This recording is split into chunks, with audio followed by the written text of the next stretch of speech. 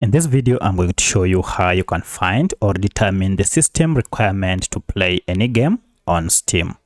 If you find this video helpful, I'll kindly request that you support me by liking the video and also by subscribing to my channel.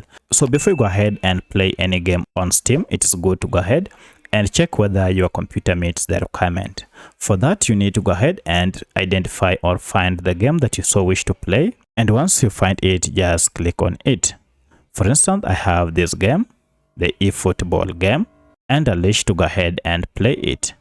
First, before you go ahead and click on play game, go ahead and scroll down, and down here you'll see system requirements. Under this, you'll be able to see the minimum processor for your operating system. For instance, this one requires a 64-bit processor and operating system, Windows 11, and at least Intel Core i5 second generation processor. Also, when it comes to memory, at least you should have 8 GB, and these are the specifications for the graphics and then storage here. You can also see the other recommendations before you can go ahead and start playing this game.